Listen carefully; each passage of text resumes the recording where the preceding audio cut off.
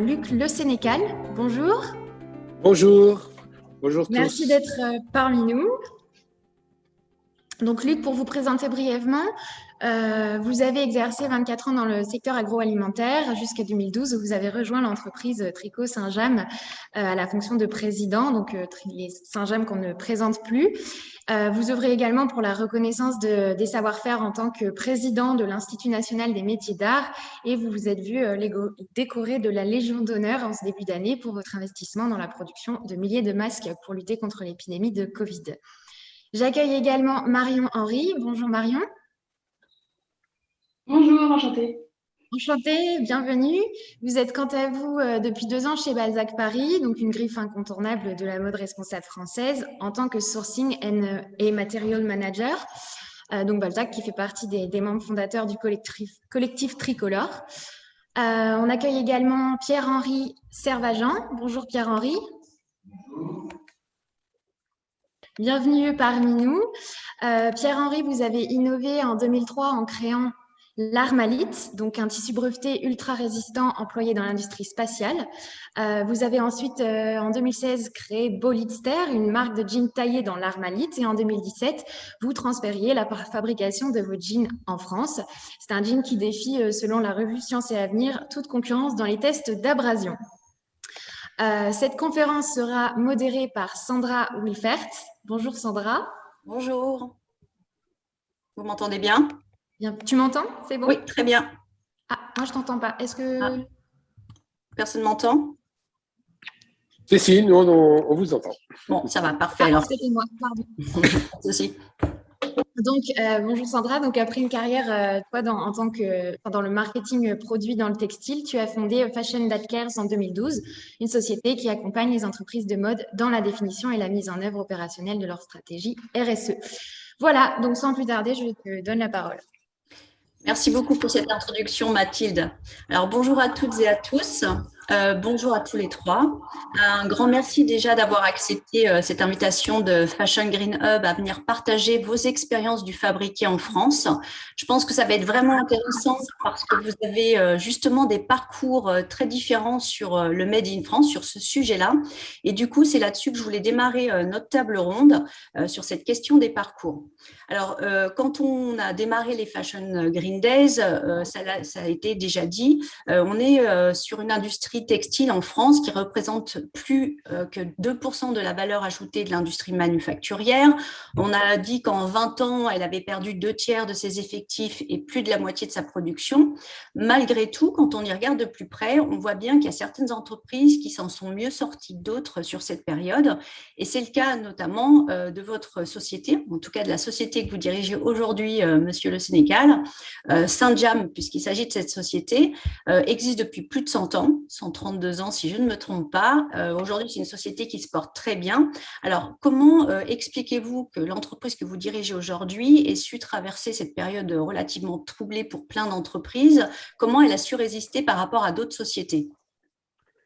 Je pense d'une première, à première vue déjà, c'est que Saint-James a su s'adapter très tôt, notamment par la qualité de ses produits. On a résisté alors que tout le monde fermait pour plusieurs raisons. La première raison, c'est notre technique de tricotage. On avait eu une démarche déjà RSE bien avant tout le monde, puisque un savoir-faire de Saint-James, c'est de tricoter les pulls. C'est un exemple en forme, c'est-à-dire que on tricote l'avant du pull, l'arrière du pull, les manches, et on assemble tout ça. Alors qu'avant, certaines entreprises travaillent en panneaux et découpent les panneaux. Donc déjà, il y a une perte de matière importante. Et puis, c'est la qualité de tricoter en panneaux qui fait aussi une maille très serrée qui fait la résistance des pulls. Donc, ça a été ça. Après, ça a été également la notoriété de la marque. Mais la notoriété de la marque, on va parler, c'est dû à un savoir-faire. Ce qui est important, on le voit bien que le Made in France actuellement est une condition pour nous nécessaire, mais plus suffisante. C'est l'excellence du savoir-faire. Et puis, je pense qu'on pourra parler du label Entreprise du patrimoine vivant, qui, c'est pas un hasard si 70% des 1400 entreprises du patrimoine vivant en France, tous secteurs confondus, sont à plus de 70% à l'exportation. Alors, vous me disiez aussi, quand on a échangé sur les facteurs clés de succès finalement de votre entreprise, qu'il y a aussi une organisation particulière qui avait été mise en place et qui expliquait aussi que ça vous avait permis aussi de mieux résister peut-être à la situation. Est-ce que Oui, vous pouvez développer? absolument. Oui, nous sommes organisés au niveau de la confection en groupe autonome. C'est-à-dire qu'un groupe est constitué d'une dizaine de personnes avec au minimum deux savoir-faire dans le groupe, des savoir-faire rares, comme par exemple le remaillage, qui est la fixation du col du pull au corps du pull maille par maille, qui explique sa résistance. Chaque poste de travail, c'est 18 mois de formation et le groupe est autonome. Ça veut dire quoi, un groupe autonome? C'est-à-dire qu'à l'entrée du groupe, vous avez ce qui a été tricoté, les manches, l'avant, l'arrière du pull, le col, etc. Et tout ça est assemblé à la fin de l'opération, le pull, il a fallu 21 km de fil de laine, 21 km de fil de laine, et il est passé entre 18 mains, dont 10 mains dans le groupe autonome. Et au fait, ça motive les personnes, puisque au début de la journée, elles ont un certain nombre de pulls à réaliser, elles peuvent s'aider entre elles, c'est plus le travail à la chaîne. Voilà. Donc, pour résumer, technologie de tricotage, un savoir-faire et des groupes autonomes qui permet une meilleure motivation, sachant que ce groupe autonome, au niveau salarial, a des primes importantes de rendement, certes, mais avant tout des primes de qualité. À la fin du groupe, le pull est directement contrôlé et si la qualité est bonne, voilà. Et ça motive les gens. Voilà, c'est bien. Merci beaucoup pour ce retour. Comme le disait Mathilde, Pierre-Yves, le point de départ de la création de votre société, c'était vraiment une innovation sur une matière, une matière très spécifique que vous allez nous expliquer peut-être un peu plus en détail, que vous avez d'abord commercialisé, puis que vous avez utilisé pour développer vos propres collections. Alors, est-ce que vous pouvez rapidement nous expliquer cette matière, parce que je pense que c'est intéressant, et ensuite nous expliquer comment vous en êtes venu à faire fabriquer vos collections en France, puisqu'au départ, c'est ce que disait Mathilde, vous étiez sur une production en proche import.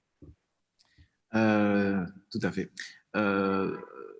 Tout d'abord, la matière, l'armalite, si vous voulez, c'est comme un jean classique, mais qui serait armé de fibres non textiles qui sont empruntées à l'univers aérospatial ou militaire.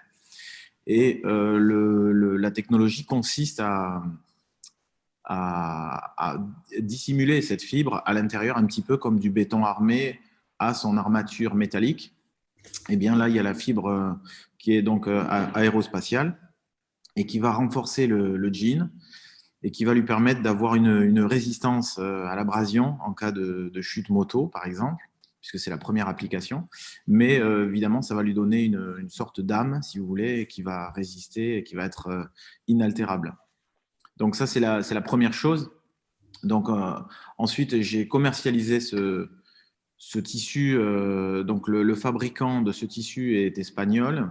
C'est Tejidos Royo à Valence, en Espagne. Et donc, nous avons commercialisé auprès des grandes marques d'équipements de moto. Et quand j'ai vu au bout de quelques années, j'étais d'abord très fier de pouvoir vendre aux meilleures marques du monde. C'est Harley-Davidson, c'est Belstaff, Denez, Triumph et d'autres. Mais quand j'ai vu les jeans qui étaient fabriqués, je me suis dit qu'il y avait peut-être quelque chose de plus singulier, peut-être plus français, et dans le prolongement finalement de cette innovation matière. Et c'est comme ça qu'est né Bollister, où là j'ai pu pousser un petit peu tous les curseurs de mes utopies écologiques, sociétales, sociales. Et voilà, donc c'est un petit peu ça, Bollister. Et sur la production, pour le coup, première année en proche import, ensuite vous basculez en France. Pourquoi vous avez basculé? Comment ça s'est passé? Est-ce que ça a été simple finalement de basculer une partie, votre production en France? Est-ce qu'il y a des difficultés particulières que vous avez rencontrées? Est-ce que vous pouvez nous expliquer? Oui, tout à fait. Alors très honnêtement, on a démarré en Tunisie parce que le jean, quand on veut faire donc avant les années 2015, quand on voulait faire du beau jean, c'était plutôt au Maghreb. Et donc, on a commencé par la Tunisie où ils nous ont fait un jean très bien. Mais on a vu rapidement qu'ils avaient des attentes de volume. sur lesquels on ne serait pas forcément, nous, très rapide à les satisfaire. Et il y avait une rigidité, évidemment, pour faire progresser le produit. Nous, on voulait faire progresser de façon itérative le produit, puisqu'il y a une vraie découverte de cette matière qui est quand même très particulière. Elle est particulière à couper, elle est particulière à assembler, et donc il fallait vraiment s'y pencher. Donc, j'ai rapatrié toute la production en 2017. Et en fait, ça a été l'occasion, si vous voulez, d'être très présent sur le développement. Et en fait, ce qu'il en ressort, c'est que pour dominer tous les problèmes qu'on a rencontrés, et ils sont nombreux puisque c'est une nouvelle matière, il a fallu faire une introspection dans le passé de la confection française. Tous les problèmes qu'on a résolus et qu'on continue de résoudre chaque année, c'est parce que le savoir-faire sur des tissus épais, très matériels, très difficiles à contraindre, tout ce savoir-faire, il a vraiment disparu depuis assez longtemps, mais pas totalement. Donc, il existe encore des machines que l'on peut acheter d'occasion, que l'on peut remettre en service avec des personnes qui sont souvent assez anciennes. Je suis entouré par pas mal de personnes de plus de 60 ans et même 70 ans qui m'ont aidé sur le développement et qui ont ces connaissances-là du workwear français, hein, il y a une quarantaine d'années, il y avait quand même un savoir-faire très important en France qui a été un peu oublié. Mais nous, on s'emploie à le redécouvrir, et vraiment par nécessité. Ce n'est pas du tout par côté vintage, mais c'est plutôt par nécessité pour pouvoir assembler notre matière. Donc, en fait, vous êtes alliés, si je me souviens bien, à un partenaire. Vous avez créé ensemble un atelier et vous m'expliquez que pour vous, c'était vraiment l'opportunité d'avoir un vrai axe de différenciation par rapport aux concurrents qui peuvent utiliser cette même matière, voilà, de proposer quelque chose de vraiment différent. Oui, tout à fait, parce que donc, je fournis donc, cette matière à l'industrie de l'équipement du motard, et c'est l'Armalite. Et donc, je lance ma propre marque. Donc, il ne fallait pas que je concurrence, mais il fallait au contraire que je puisse les inspirer, et un peu en open source. Donc, il me faut toujours être à la pointe de mon propre produit, parce que je sais que mes innovations, si elles sont efficaces, elles vont être reprises par mes clients qui observent un petit peu ce que je fais. Et c'est le jeu. Donc, ça nous oblige à être tout le temps à la pointe. Et c'est vrai qu'on a commencé dans un atelier français en Mayenne, puis ensuite dans un autre atelier dans le Nord. Et enfin, on a atterri à Cabreton, où là, on a eu l'opportunité de démarrer de zéro un atelier avec ce partenaire donc, qui s'appelle DSL Sérigraphie, la marque Adichat. Et donc, ils nous ont offert vraiment un espace sur lequel on a pu, avec eux, acheter les machines. Et eux, ils ont ensuite recruté du personnel avec nos conseils, puisque j'ai un consultant donc, qui est un ancien et qui connaît parfaitement le Made in France et qui vit avec excitation ce renouveau, bien sûr, et qui nous apporte toutes ces connaissances. Merci beaucoup, Pierre-Henri, pardon. Du coup, je passe la parole à Marion. Marion, pour Balzac, en fait, le Made in France, ça a été un peu différent, le point de départ. Vous faites fabriquer vos produits en proche import. Vous êtes plutôt, d'ailleurs, si je ne me trompe pas, sur des matières françaises. Ça a été quoi des points de départ du Made in France chez Balzac ? Alors, faut savoir que chez Balzac, on a toujours essayé historiquement de produire en France, surtout des accessoires. On a commencé beaucoup le Made in France par du bijou, notamment. Et c'est vrai, vous le soulignez, Sandra, les matières. Les matières, aujourd'hui, on a près de 50% de nos matières qui sont tissées ou teintes en France, ou la dernière étape de production est faite en France. Il faut savoir que chez Balzac, c'est aussi l'objet de c'est aussi pour ça qu'on participe à cette conférence, mais c'est quelque chose qui est très important pour nous, de valoriser des savoir-faire français, de maintenir, de créer de l'emploi en France. Donc voilà, et ce qui a vraiment permis pour Balzac de sauter le cap de la fabrication française, ça a été notre investissement en collectif tricolore.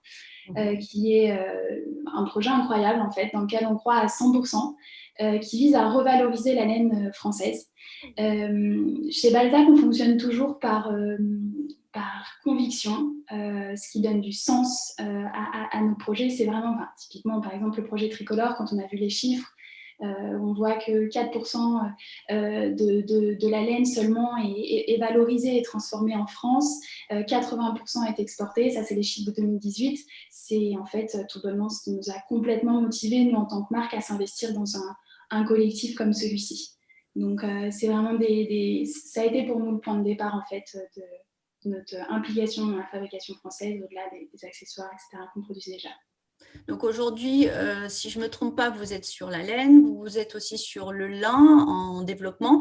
C'est quoi à peu près le pourcentage que représente le Made in France dans vos collections ou un nombre de références? Et puis, est-ce que vous donnez des objectifs par rapport à ça? Est-ce que vous avez une volonté de faire progresser la part du Made in France? Bien sûr, bien sûr, c'est tout l'objectif. Aujourd'hui, comme je le disais, on a 50% de nos matières dont la dernière étape à minima est fabriquée en France. Notamment dans des entreprises labellisées entreprises du patrimoine vivant. Voilà. Et puis sinon, sur la confection des modèles, on a près de 10% de nos modèles qui sont confectionnés en France. Et là où on est vraiment content, c'est sur la maille. On a 30% qui sont fabriqués en France. C'est possible aujourd'hui pour nous, ça n'aurait pas été possible hier. Parce qu'en fait, on se rend compte qu'il y a vraiment des machines qui commencent à se développer, une compétitivité qui commence à se créer. C'est tout l'intérêt aussi de pouvoir faire participer le Made in France sur des sujets comme cela, sur le tricot notamment. Donc voilà, globalement, c'est les chiffres aujourd'hui qui représentent Balzac sur le Made in France. Concernant les objectifs chiffrés, ce serait vous mentir que de vous dire qu'on n'en a pas. Bien évidemment, on en a. Mais chez Balzac Paris, je crois que ce qui caractérise l'entreprise, c'est vraiment la motivation, la curiosité des équipes et l'envie de toujours mieux faire. C'est pour ça que c'est toujours plus responsable. Donc, c'est vrai qu'on se donne des objectifs, mais on est toujours là pour mieux faire. Donc, en fait, on est assez content. Généralement, on explose nos objectifs. Donc voilà. Merci Marion. Alors du coup, vous en avez tous les trois beaucoup parlé à l'instant et c'est vrai que c'était aussi le cœur de nos échanges lorsqu'on a préparé cette table ronde. Le savoir-faire finalement, on en parle beaucoup. Vous m'avez parlé de savoir-faire humain, vous m'avez parlé de savoir-faire d'exception, vous m'avez aussi parlé de ce qu'on pouvait faire ou ne pas faire en fonction du savoir-faire présent sur le territoire. Je voulais du coup qu'on développe un peu ce point-là. Marion, aujourd'hui chez Balzac, est-ce que vous pouvez ou est-ce que vous pourriez tout faire fabriquer en France en termes de typologie de produits et ou de matière? Non. Non, en toute honnêteté, non, c'est pas possible pour nous. Parce qu'en fait, à partir du moment où il y a un temps de fabrication qui est long, bien évidemment, pour nous, c'est des produits qui, aujourd'hui, à date, sont intouchables. On le sait tous, le Made in France, ça a un coût. Donc, pour le moment, non, pour nous, c'est pas possible. Typiquement, sur le chêne et trame, la maroquinerie, la chaussure. En revanche, ce qui est très, très intéressant pour nous, c'est il y a énormément de savoir-faire qui se développent, qui existent déjà.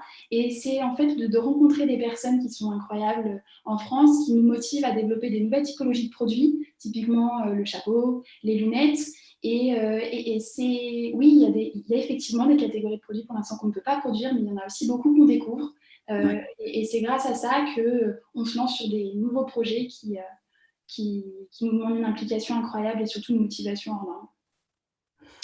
Alors, aujourd'hui, en termes de développement, est-ce que vous voyez des évolutions positives arriver? Est-ce qu'il y a des signaux favorables au Made in France, des projets particuliers qui émergent que vous voudriez partager peut-être? Ouais, déjà, il y a des projets incroyables qui sont en train de se monter. Ça donne les étoiles plein les yeux rien que d'en parler. Honnêtement, il y a déjà le plan France Relance, déjà, qui permet à beaucoup de petites entreprises ou plus grandes de développer à nouveau des savoir-faire qui étaient partis de la France. Je pense notamment à la filature vient, France, qui est en train de se réimplanter. Et nous, c'est des projets qu'on attend en fait de pied ferme et qu'on a d'ailleurs déjà commencé à mettre dans nos collections. Mais je veux dire, on soutient vraiment ce type de filière qui souhaite se réimplanter, comme la laine. Il y a aussi beaucoup d'efforts qui sont faits aujourd'hui sur tout ce qui est circularité. Circularité, donc, pour nous, aujourd'hui, c'est aussi l'un des principaux axes du modèle économique de demain. Hein. Enfin, c'est vrai que faire en sorte que nos gisements soient en France, de les recycler en France, ça nous permet en plus de diminuer drastiquement notre impact environnemental. Ça nous permet aussi de garantir une traçabilité à 100%. Donc, ce sont des projets par lesquels on est très motivé et qu'on soutiendra. Donc voilà. Et puis sinon, en fait, je crois que l'objectif de travailler, de redévelopper les filières, d'y participer, pour nous, sont très importantes. C'est quelque chose qui nous motive. Donc, à chaque fois qu'il y a des créations de ce type-là, c'est vrai que nous, on essaie d'y participer, de s'impliquer, parce que c'est ce qui nous passionne en tant que marque. Ouais, je crois que la passion, c'est un peu au cœur du sujet. Exactement. Alors, chez Sanjam, Monsieur Le Sénécal, vous avez développé un savoir-faire d'excellence depuis de nombreuses années. Et depuis 2012, ce savoir-faire, il est reconnu par une labellisation dont on a déjà parlé, Entreprise du patrimoine vivant. Est-ce que vous voulez nous en parler un peu plus et nous expliquer du coup ce que recouvre cette reconnaissance, qu'est-ce qu'elle apporte à votre entreprise? Alors, en fait, le label est un label d'État. C'est un label d'entreprise qui reconnaît l'excellence d'un savoir-faire. Donc, je suis également donc, président de l'INEMA, de l'Institut national des métiers d'art et du patrimoine vivant, qui instruit les dossiers auprès d'une commission pour décider si l'entreprise est peut-être labellisée EPV. Donc, actuellement, c'est une démarche. Vous avez, on ne va pas tous les citer, vous avez 9 critères, il en faut 6. Le premier critère, c'est la reconnaissance d'une excellence de savoir-faire rare et exemplaire. C'est 2, une notoriété déjà régionale, locale de l'entreprise. 3, on est très, très sensible à cette notion de transmission. On aime bien qu'il y ait au moins une génération qui est transmise. Donc, on peut transmettre de génération en génération, ou on transmet aussi par la transmission du savoir-faire, par la formation, etc. Et ce qui est intéressant, c'est que c'est un label d'État, donc c'est pas rien à voir avec des labels privés ou etc. Ça se mérite. Ce qui est intéressant, c'est que ça concerne tous les territoires, parce que les 1400 entreprises actuellement sont réparties partout, et toutes les professions. Voilà, vous voyez ça. Ça va de la gastronomie, la mode, etc., etc. Et pour moi, c'est plutôt un sujet d'actualité passionnant. Parce qu'en fait, il y a quand même un paradoxe pour un petit peu élargir le débat. Hein. Je pense que dans les 10 ans qui viennent, le monde va être de plus en plus global, mais avec un paradoxe de plus en plus local. En clair, je pense que la mondialisation va recréer des frontières, et on le voit bien, et du coup, ça va faire réémerger les savoir-faire locaux. Donc, pour les 10 prochaines années, je suis d'un optimisme, non pas uniquement pour Tricot Saint-James, mais pour toutes les entreprises qui ont préservé et qui vont développer le savoir-faire. Et vous le résumiez tout à fait tout à l'heure, il y a aussi, on a la chance aussi, pour moi, hein, excusez-moi, mais la Covid est parfois une chance aussi pour les entreprises de se remettre en question. Et on peut critiquer tout ce qu'on veut, on n'est pas là pour faire de la politique, mais que ce soit l'État, que ce soit les régions, il y a un plan de relance, il y a eu un plan de soutien, maintenant il y a un plan de relance qui va un peu dans la réindustrialisation de ce savoir-faire en France. Voilà. Après, il faut bien voir ce qui coûte cher en France, c'est bien sûr le coût du travail, le coût humain. Mais après, c'est une réflexion aussi profonde dans les nouvelles générations. C'est un choix sociétal. Est-ce que demain, vous voulez continuer à ne pas payer quand vous allez consulter un médecin? Ben oui, on le retrouve dans le coût du travail. Voilà, donc c'est un choix sociétal. Et je pense que en dehors de ça, on voit bien que les nouvelles générations veulent des marques fortes, désirables, mais pas du marketing bidon, c'est d'ailleurs des vraies histoires. Ça correspond à la problématique actuelle. Donc, si on met d'un côté le consommateur qui recherche les beaux produits, le solide, fiable, par qui c'est fait, comment c'est fait, et de l'autre côté, les efforts faits par les entreprises pour réinvestir, je ne vois pas pourquoi. On a parlé des 30 glorieuses, essayons de parler des 10 prochaines glorieuses pour les entreprises françaises qui fabriquent en France.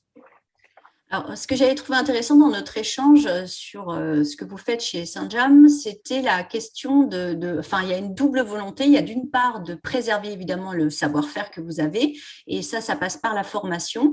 Et il y a également la volonté de faire connaître ce savoir-faire en ouvrant vos ateliers. Et vous me parliez d'ailleurs de tourisme du savoir-faire. Est-ce que vous pouvez nous en dire plus sur ces deux volets?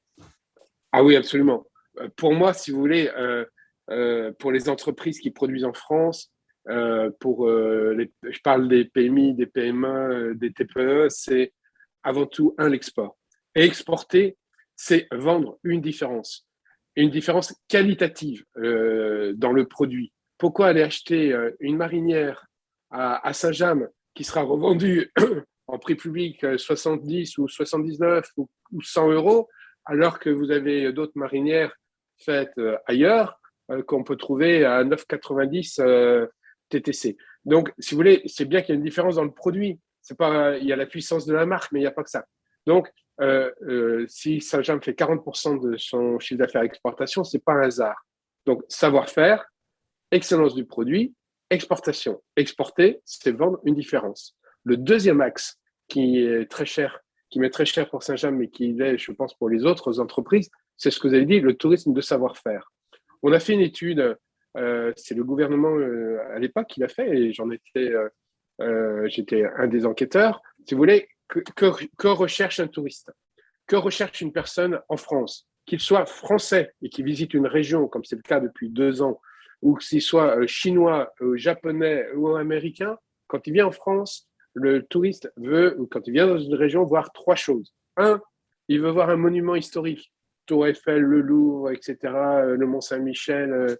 Voilà. 2, il veut déjeuner local avec des produits locaux. Il y a des tours de France gastronomiques, c'est pas ça qui l'intéresse. Ce qui l'intéresse, c'est le local. Et 3, et c'est très important, c'est une mouvance de ces 10 dernières années, visiter une entreprise qui fabrique quelque chose de symbolique, c'est-à-dire une entreprise du patrimoine vivant. C'est pas ce que c'est, mais c'est ça.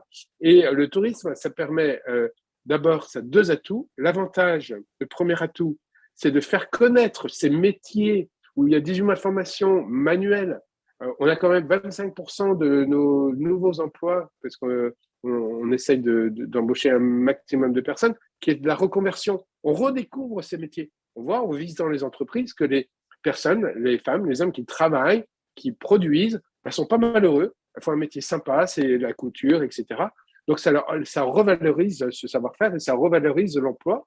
Et 2, je connais beaucoup d'entreprises qui sont perdues au fond de la campagne normande, par exemple, et qui font 20% de leur chiffre à l'export sans avoir mis un pied à l'étranger, tout simplement parce qu'elles ont une boutique. Et quand vous voyez, je prends l'exemple de Saint-James, où on a une très belle boutique après la visite, comme je l'ai dit, quand vous voyez voir qu'un pull, il y a eu 21 km de fil et qui est passé entre 18 mains et qu'il est vendu 130 € dans une boutique, dans les premiers prix, ben, je vous assure, ça fait 10 ans que j'ai ouvert l'entreprise et je n'ai pas un visiteur qui me dit « Oh là, Saint-James, vous êtes des voleurs ». Voilà, ça s'explique. Et c'est comme ça qu'on peut valoriser son patrimoine. On en reparlera du prix justement juste après. Du coup, Pierre-Henri, évidemment, pour vous aussi, hein, le savoir-faire, c'est un point important par rapport au Made in France. Vous en avez parlé tout à l'heure. Vous m'aviez aussi parlé, d'ailleurs, ça a été un sujet avec aussi Marion de chez Balzac, du temps finalement passé sur les produits. Vous m'expliquez, Pierre-Henri, que voilà, les équipes passent du temps pour mettre au point les produits, pour résoudre des problématiques techniques par rapport à la spécificité de votre matière, pour prendre la mesure aussi de ce que vous pouviez faire au sein de l'atelier. Et du coup, tout ça, évidemment, a un prix. On vient d'en parler avec Monsieur le Sénécal. Est-ce que le prix, chez vous, a été un frein au développement de votre entreprise? Et comment s'est perçu ce prix plus élevé, on va dire, par rapport à un denim classique ou même auprès de vos concurrents, par rapport à vos clients? Comment ont-ils perçu ce prix? Est-ce que vous m'entendez, Pierre-Yves? Pierre-Henri, pardon, excusez-moi. Je vous entends bien, mais j'avais coupé mon micro. Oui, tout à fait. La question du prix et donc des salaires, évidemment, derrière. Et je remercie d'ailleurs Luc Le Sénécal pour son discours très inspirant. Je connais cette entreprise depuis très longtemps. Et donc, j'ai toujours vu cette différence entre Saint-James, que je fournissais en tissu et tout un tas d'autres entreprises que je fournissais également en tissu. Et donc, j'ai vu cette différence se déployer à travers les années, traverser les crises. Et aujourd'hui, comment ce savoir-faire est tout simplement exposé. Donc, la question du prix, bon, nos jeans sont entre 200 et 550 € à peu près la paire de jeans. Effectivement, au départ, ça s'est fait un petit peu tout seul. Donc, j'ai toujours eu beaucoup d'appréhension de faire des augmentations de prix. Au début, donc, on était avec la fabrication en Tunisie, on avait des prix dans le marché avec des jeans à peu près à 250 €. Ensuite, on a rapatrié en France et on a augmenté tous les ans nos prix, non pas par plaisir, mais uniquement parce que chaque année, on résolvait des nouveaux problèmes techniques. Et du coup, il y avait un surcoût de confection, généralement, plus que de matière. Et donc, ce surcoût, il fallait le répercuter. Et donc, c'est comme ça qu'on est monté jusqu'à 500 €. Donc, chaque année, j'augmentais de quasiment 50 €, parfois plus, les prix de mes produits. Et j'avais très peur que mes clients décrochent. Et en fait, au début, j'avais de l'appréhension. Puis après, je pense qu'on a su vraiment se différencier dans le produit qu'on propose, donc le savoir-faire dont on parlait tout à l'heure. Et en fait, je pense effectivement que quand il y a un vrai savoir-faire, le prix ne nous est pas reproché, ne nous est pas contesté. Et derrière, on peut aller beaucoup plus loin, puisque après, on a moins en tant qu'entrepreneur, on a moins d'appréhension et on va vers la recherche et développement. On a moins de peur de cette barrière des prix. Et moi, j'ai pu voir hier et avant-hier, il y avait pas mal de salons dans toute la France qui sont sous forme digitale, y compris Fashion Green Days. Et donc, j'ai vu qu'il y a plein d'industriels français qui me proposent des nouveautés pour l'Armalite, donc des composants, de la filature, etc. Chose qui avant, c'était impossible parce qu'il fallait commencer par annoncer des volumes. Voilà, donc on allait voir un industriel, on disait voilà, moi je fais 100 tonnes ou 100 000 mètres de tissu, donc est-ce que vous pouvez améliorer mon produit? En gros, c'était ça. Et il vous disait généralement non parce qu'on n'avait pas assez de quantité. Donc aujourd'hui, sans même poser la question des quantités, on a des propositions qui arrivent de toutes parts parce que maintenant, il y a une confiance, je crois, qui est en train de s'installer sur le fabriqué en France, sur la diversité et la complémentarité des industries textiles. Et il y a encore beaucoup de chemin à faire, mais je crois qu'il y a une vraie dynamique et je partage le côté durable dans le temps de cette dynamique avec Monsieur le Sénécal et nos autres intervenants. Marion, de votre côté, quand on a discuté justement de cette notion de savoir-faire, on a parlé du temps qui était important aussi pour vous. Le temps, pour le coup, c'est un élément à prendre en compte quand vous faites fabriquer en France. Ça prend plus de temps de fabriquer un produit en France par rapport à un produit que vous faites actuellement peut-être en proche import. Donc, ça demande plus d'implication au niveau des équipes. Et du coup, alors je voulais que vous exprimiez là-dessus. Et il y a aussi un autre élément quand on a parlé du prix. Pour le coup, chez Balzac, il y a quand même une limite de prix acceptable par vos clients parce qu'évidemment, c'est un produit qui va s'inscrire dans une offre globale et vous n'avez pas une élasticité, on va dire, extensible. Est-ce que vous pouvez nous dire 2-3 mots là, sur ces deux sujets? Oui, bien sûr. Vous parliez de temps. Oui, pour nous, c'est très important parce qu'effectivement, le Made in France, ça a un coût. Ça a un coût. Nous, en fait, pour nous, fabriquer en France, c'est éco-concevoir. C'est éco-concevoir, c'est une approche très pragmatique, en fait. C'est une étude, effectivement, du coût minute de fabrication. Hein, parce que nous, ce qui se passe, c'est que nos clients sont bien évidemment prêts à mettre le prix parce qu'elles savent qu'il y a une qualité qui est associée, il y a le coût de la main-d'œuvre en France. Enfin, il y a beaucoup de choses qui sont aussi derrière et qui justifient ce prix. Maintenant, on a quand même une gamme de prix à respecter par rapport à notre marque. Et c'est pour ça, en fait, que les produits Made in France sont dans la tranche haute de nos prix. En fait, c'est associé à une qualité irréprochable. C'est-à-dire qu'on a vraiment cette notion de Made in France et de qualité, et c'est là où je rejoins les autres interlocuteurs de cette conférence, mais une qualité, une durabilité irréprochable qu'attendent nos clientes, et bien évidemment qu'on leur fournit parce qu'on est exactement dans la même optique. C'est vraiment des choses qui pour nous, sont essentielles et sont justifiées de cette façon. Justement, à tous les trois, cette qualité, comment vous la mesurez ou comment vous pouvez, est-ce que vous apportez des garanties, par exemple, à vos clients? Est-ce que vous avez des mesures qui vous permettent de comparer peut-être la qualité de vos produits par rapport à des produits qui seraient fabriqués en grand import? Oui, alors bon, nous, on a quelques anecdotes à Saint-James. Hein. On a reçu récemment quelqu'un qui était au deuxième étage et dont l'appartement a pris feu et qui a fait une corde avec ses pulls Saint-James pour descendre. Voilà, donc ça, c'est une façon de mesurer la qualité.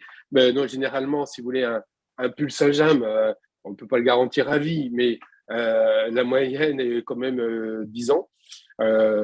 Et surtout, vous allez le voir bientôt, puisqu'on va communiquer, on répare les pulls. C'est-à-dire que bientôt, vous allez pouvoir ramener dans vos pulls Saint-James dans les boutiques. Et il y a trois usures. Hein. Il y a souvent au niveau du poignet, au niveau de la montre, le frottement avec les montres ou les bijoux. Il peut y avoir aussi parfois quelques trous quand on s'accroche quelque part. Donc, on met en place un service de réparation en 15 jours chrono. Vous ramenez votre pull, il est renvoyé sur le site à Saint-James, dans les ateliers, et vous le recevez après chez vous réparé. Donc ça, c'est un premier facteur.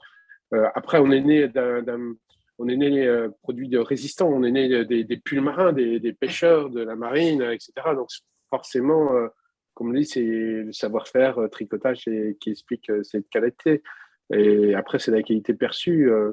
Et quand vous achetez un pull, on va dire 150 € en moyenne, bon, 10 ans, ça fait 15 € par an. Bon, ça va. Je pense que c'est correct. Oui, je pense que ça, c'est un point important de bien, c'était déjà dit, mais bien réexpliquer aux clients finalement cette notion qu'un produit peut-être plus cher, et bien si on compare sur une durée de vie, ramener en effet un coût à l'année, finalement, c'est pas si cher que ça. Pierre-Henri, Marion, je ne sais pas, est-ce que vous, sur la qualité, pareil, vous avez des éléments comme ça de comparaison, ou est-ce que vous garantissez des choses particulières à vos clients? Je peux prendre la parole. Alors nous, ça fait pas 134 ans qu'on existe, donc c'est sûr qu'on ne pourra pas dire que nos pulls sont garantis 10 ans, mais honnêtement, on le voit très bien par rapport au taux de retour. Nous, aujourd'hui, on est sur le prêt-à-porter depuis 2014. On voit bien que les taux de retour sur Made in France, en fait, on n'en a pas, très peu. Et même si on en a, en fait, on est dans cette logique, pareil que Saint-James, mais de réparabilité, c'est quelque chose qui est très important pour nous. Mais réparabilité aussi bien sur Made in France que sur l'ensemble de nos produits. On est vraiment dans cette logique de durabilité pour plus être dans un modèle économique linéaire, mais je parlais tout à l'heure de circularité. Oui. Aujourd'hui, c'est ce qui nous importe le plus, en fait.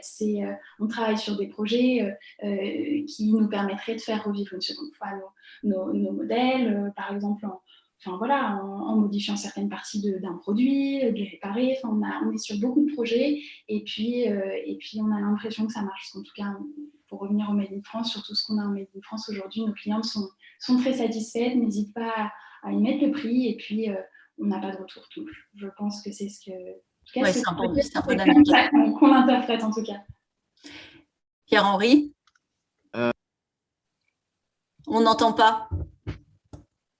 Vous n'avez pas mis le micro. Oui. Oui, donc la durabilité, la solidité.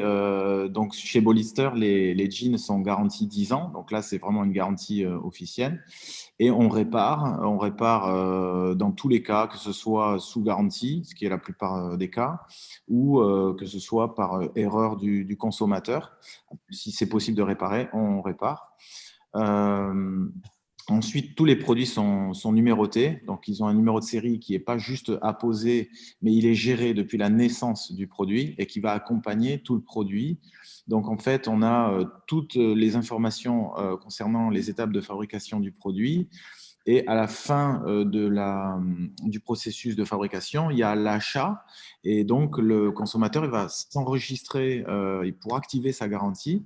Et du coup, on va obtenir son nom et son prénom. Donc, on a la dernière information, c'est le propriétaire en fait de ce produit. Et donc, ça, c'est vraiment de base sur absolument tous les jeans Bolitzer en armalite. Après, bon, évidemment, nous, on a une solidité extrême qui est nécessitée par les motards. Donc, il y a quatre niveaux de protection à l'abrasion en fonction des vitesses auxquelles vous roulez. Si vous êtes en urbain ou si vous êtes en skate, c'est pas pareil que si vous roulez très fort en moto. Donc, il y a 4 niveaux et ça fait aussi la différence des prix. Mais il y a aussi un aspect qu'on a voulu travailler, en fait, qui va avec l'écologie et la durée dans le temps. C'est que vous achetez un jean nécessairement brut chez Bolitzer. Brut parce que pour des questions écologiques. Et donc ensuite, vous allez le patiner vous-même. En fait, vous allez vous retrouver effectivement, vu qu'il dure très longtemps, vous allez vous retrouver au bout de 2 ans, 3 ans, avec une usure très très jolie qui est inimitable puisque c'est celle que vous avez faite vous-même en utilisant votre produit. Et celle-là, elle est vraiment unique. Et généralement, il y a un sentiment il y a un lien qui se fait entre ce produit que vous avez à même la peau, qui vous protège. Et qui devient de plus en plus beau à travers les années. Donc, on est presque pressé de l'user, qu'il ait 2 ans, qu'il ait 3 ans. Donc, voilà, il y a cet effet au travers du temps qui fait qu'on ne se lasse pas. Au contraire, on est pressé et à la limite, bon, voilà, l'expression être un bleu peut peut-être reprendre tout son sens avec nos produits. Merci. Alors, on arrive à la fin de notre table ronde. Je ne vous ai pas interrompu parce que, sauf erreur de ma part, je ne vois pas de questions. Il n'y a pas du tout de questions pour nos intervenants sur ce sujet des marques et des enseignes et le fabriquer en France. Donc, s'il n'y a pas de questions, je pense que nous allons conclure. Merci vraiment à tous les 3 pour cet échange. Et du coup, on va passer la main à la prochaine table ronde. À très bientôt. Merci à vous, Sandra. Ouais, Merci à Sandra. À bientôt. Au revoir.